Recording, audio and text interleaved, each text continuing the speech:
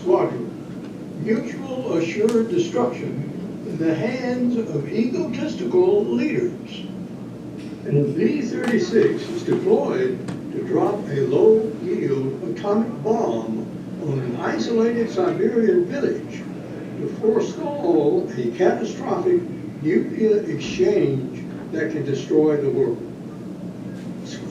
Facts: high budget, modern day.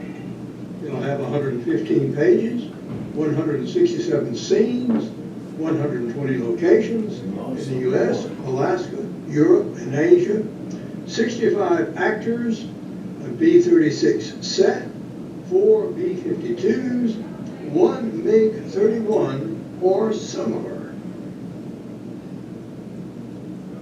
The screenplay, Buzzard Squadron 2 in the festival, was written to provide the framework for a 200-page novel, which is now in production, which can provide multiple materials for a 3-part series. The title of the novel is Petrov's Escape. What is this to be?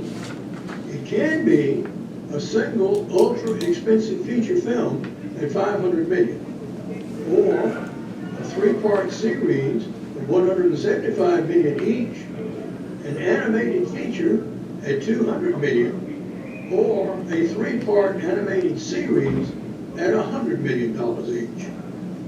In the series, part 1 would be Petrov's early life in Siberia. He saw his father killed in front of him. He killed a commissar and 2 troopers. He fled to the Siberian wilderness. He trapped through the winter. He was mauled by a brown bear, aided by a native family, traded with a Chinese Tong leader, and agreed to substitute for a look-alike Jewish inductee in the Russian Federation Army so he could get to Ukraine and ultimately defect. Part 2, Russian Army training. He went through induction, a train trip to a major training base. He was appointed whipper for the platoon. He became romantically attached to Rena. He bonds with other platoon members. He went rugged training with weapons in the snowy mountains. They visited a spa, did a cross-country trip to Ukraine. He defects to the Ukrainian army. He is shot by Irina, his girlfriend, as a traitor. Learn's best friend is a KGB mole who is honor bound now to run him down and kill him, and was recruited by the CIA and is to be flown to the United States. Part 3, A Bomb on the Homeland. He arrives in the United States. He's driven across the country to Arizona. He digs for diamonds in Arkansas. He arrives at Davis-Monthan Air Force Base in Tucson. He learns about the Buzzard Squadron as an inductee. He helps fix the aircraft. He is deployed to Shemya, Alaska, trains a gray fox. He's conflicted after he learns that this bomb is to be dropped on the homeland, which may contain even his own son. He complains mightily about that, but nevertheless he participates. And he agrees to return after the bombing mission, and they arrive back in Alaska with a defector in a MiG-31. In the concluding scene, he rejoins the Buzzard Squadron crew at the Smithsonian Air and Space Museum, when the B-36 is actually installed in an installation at the museum. Diver meets James Bond meets Top Gun. Significant characters. We have a series of characters on both the American and the Russian side, and we attempt to portray these as realistic people facing real-life situations. Our leader, Commander Jack Reynolds, who actually pilots the B-36 and is the head of the Buzzard Squadron in total. He is gay, and he has relationships that complicate the mission considerably. We have others on the Russian side who meet real-life problems concerning the installation and operation of their facilities. And all of this takes place in a record snowstorm. So everyone is beset by difficulties of weather, personnel, and conflicts. Nonetheless, they try to the best of their abilities to complete their jobs, whatever they might be. The segment of the film, or the first movie, takes place in Alaska. Now, we have identified a series of locations where it can be shot both in Alaska as well as in the United States. Segment, or movie 2, would be at military bases across Alaska. These include Fort Richardson, Illinois Air Force Base, Fort Greely, the Alaska Nordic Spar, the Alaska Railroad, and Shemya, Iowa. The third segment, or movie 3, is The Attack. And this takes place with a little bit of history. We start off with Davis Monthan Air Force Base, where we first see B-52, and the Air Force Base Boneyard, where we first find the B-36, large hangar, new temporary offices in that hangar, towing the B-36, animated views of the inside of a cleaned up B-36, using old footage of B-36s and B-52s for the initial flight of the squadron, and a new set for the B-36, including a star shot with a sextant from the cockpit. We are fortunate to have pictures and movies of the B-36 that were shot during the day, including a famous one Reached our 3-minute mark. Jimmy Stewart, titled Air Command. Okay, does that These are end? views of You still got 3 minutes. including the famous tunnel that the B-36 had, as well as the tail gun area. B-36 would have to be built as a set because no existing aircraft are available, nor are any parts available. Now, the advantages of using this set are universal. It can be erected anywhere, usable in any weather. It does not have to be true to the original in this case, because we know this aircraft is going to be extensively modified. You can shoot the scenes rapidly. You can determine its optimum camera positions, and many similar examples of such sets. But it can't look too much like a Star Wars. And we have existing formats to follow. Problems, it's like shooting in a cigar tube. Everything is rounded. Sometimes focus problems are going to be difficult. Need to change shots and angles. Rapid shooting encouraging errors. And some would call all of this non-authentic, which of course it is and cannot be authentic. There are 3 aircraft that we will be following in the screenplay. The first, the one that actually makes its strike in Russia, is Buzzard 1, which is the B-36. And we have Commander Jack Reynolds and his other officers here and their positions. The crews of the B-52s are small. This is the crew of Betty Buster. Major Sam Collins, Captain Bosanac Boss Brown, Lieutenant Chin Wee, Captain Breesney, and Captain Quinn. These are all different ethnicities, and that is personal and intended. They all have their own life problems and life stories, and we briefly describe these in the screenplay. The second B-52 is Llewellyn LaCroix, and this is headed by Captain Tom Eagle Anderson. And he is very much a Top Gun kind of character. And we have added to this significantly Captain George Hampton, who is an Australian observer who is added to the crew in Australia.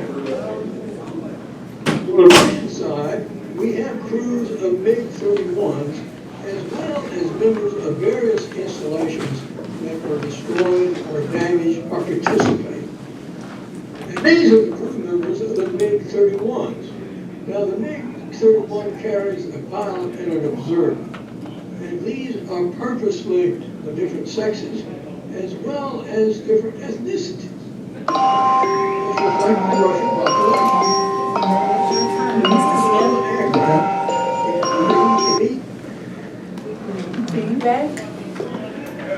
Just put 'em in. Howard, you want to go first? Oh, yeah, sure. Great presentation, enjoyed it a lot. Couple questions. Does this story, let's just talk about the first part. Does any of this story have any historical references? Like, is this based off a true story or based off of real events? Or is it set in modern day and these are all new characters that just came to life? This is set in modern day. Okay. And it is a fictionalized warning of what could happen if you started in Ukraine using low-level tactical nuclear weapons and retaliation back and forth. In the script and in the play, Russia uses one in Ukraine. We shoot one back nearby in Russia. They shoot a missile at Guam, which is intercepted. And so this threatens to change and evolve into an all-out nuclear war.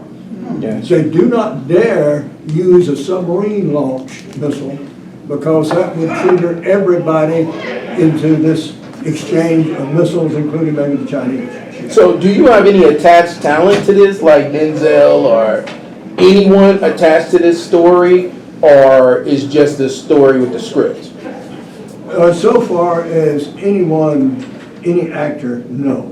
Okay. I'm a screenwriter, I'm a Okay. writer, I have no Hollywood connections, and so no. What I'm after here is to get an option for the entire book and the possibilities of turning this into either a movie series or even as many as 20 TV productions as a segmented series.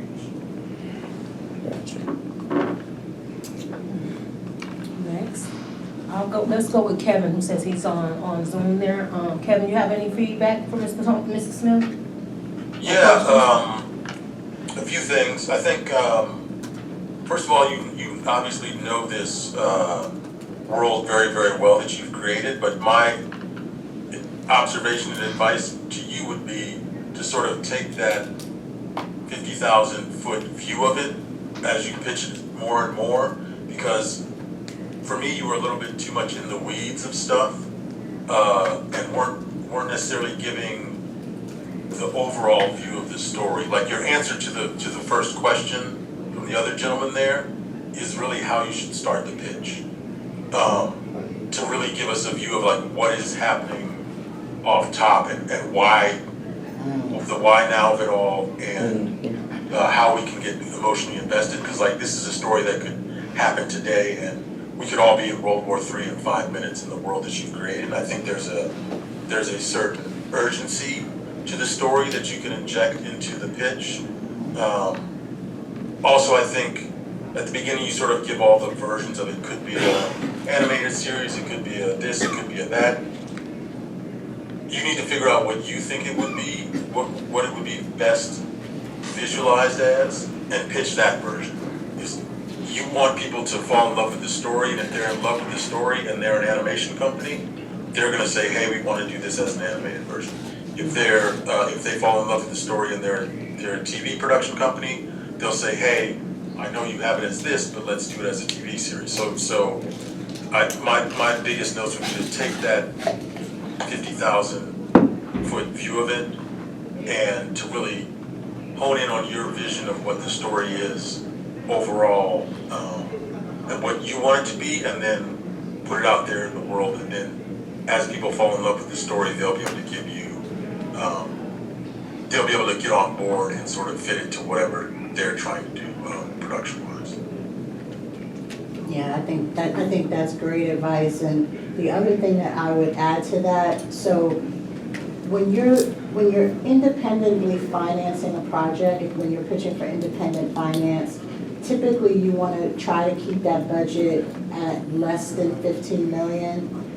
Some instances, 20 million if you've got like a really strong A-list actor. But in this particular instance, when you're presenting a budget of 100 million, that is automatically a studio production.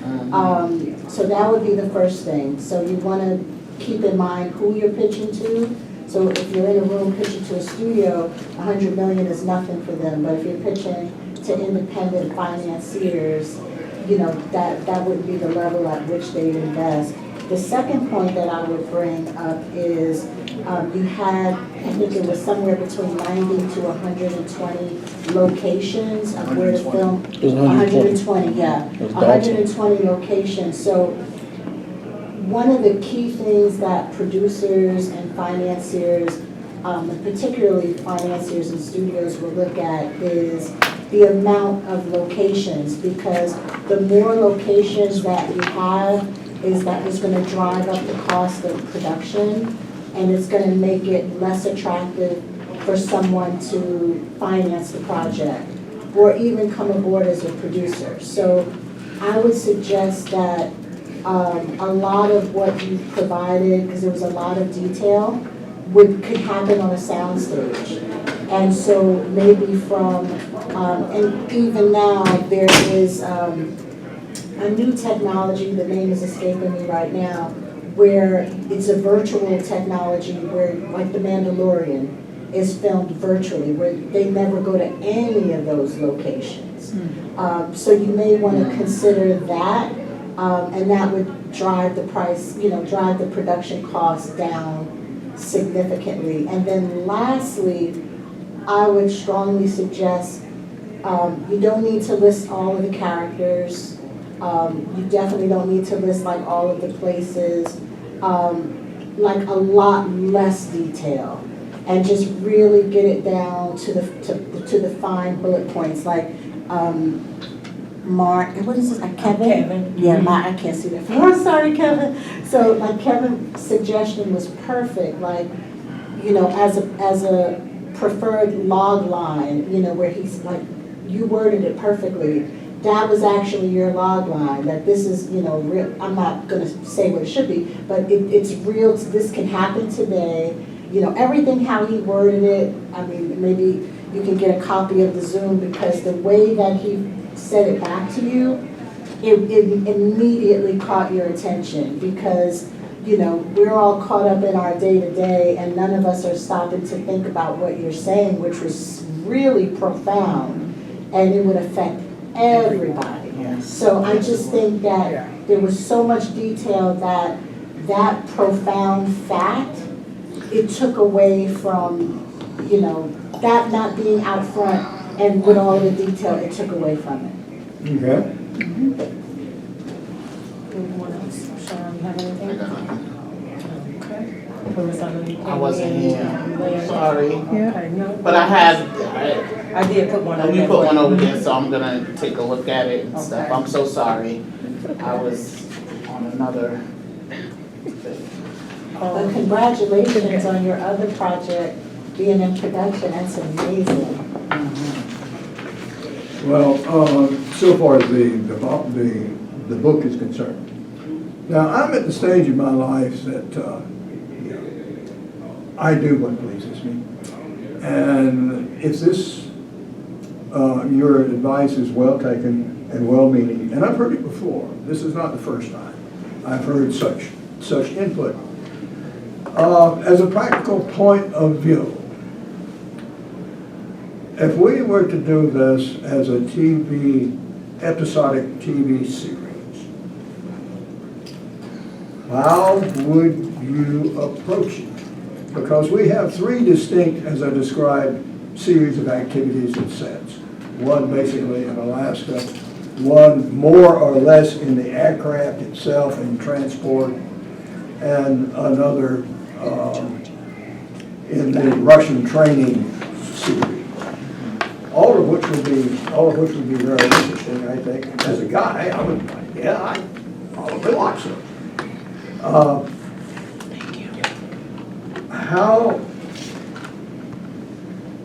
How would you present a TV series? Would you do a pilot and some later show as a presentation? Would that be the approach you would take? Yeah, so basically for a television series presentation, It would require a smaller version of that deck, like you'll have a short pitch deck and a longer pitch deck. And then you'll also have your series Bible. So basically, the shorter pitch deck, again, I would definitely listen to what he said because it was just so profound. So you have your pitch deck, this is the series. I believe it's gonna be 8 episodes, 10 episodes, 4 episodes for a limited series. So you decide what that series, how many episodes is it gonna be? Is it a limited series or is it a 10 episode series? Ultimately, that won't even be up to you. It will be up to the buyer, how many they're willing to buy. Then you're also going to want to have at least a minimum of 2 episodes written.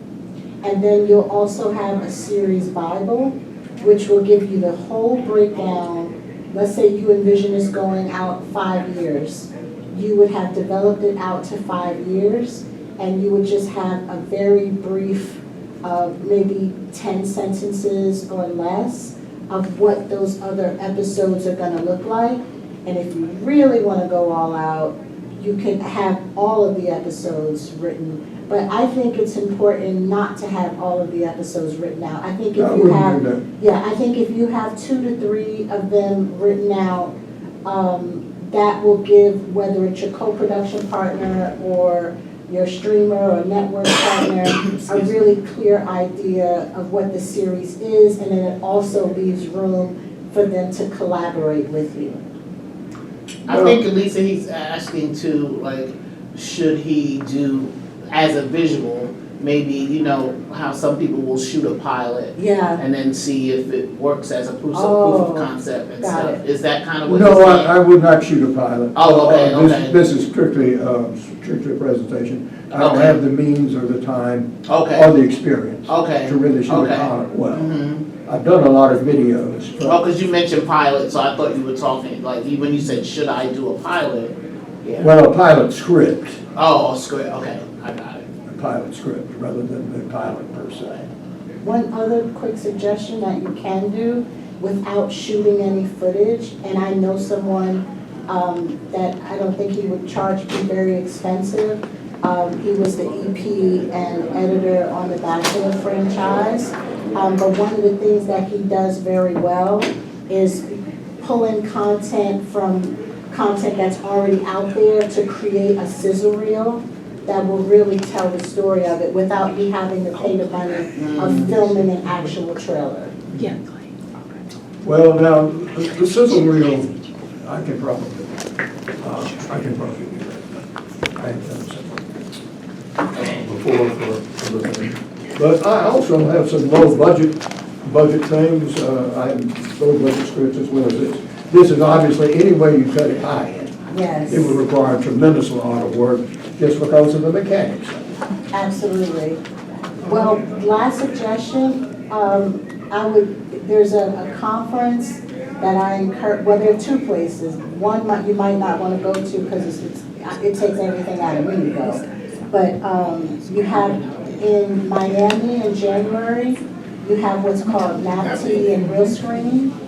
And that's where all of the TV buyers are, as well as potential television co-production partners. And then if you have someone that you can accompany you to Cannes, they also have what's called MIPCOM, MIPCOM in Cannes. Highly, highly, highly recommended.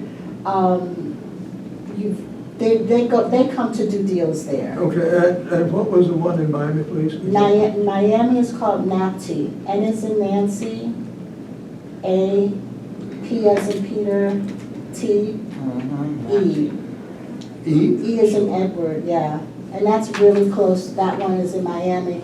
But don't sleep on the one in Cannes. I find the one in Cannes to be far more productive because you get to meet international partners from all over the world who who are just dying to do co-productions with Americans.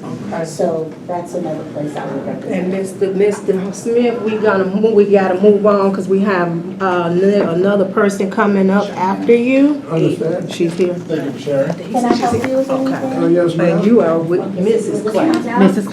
There you go. Yes. And this is,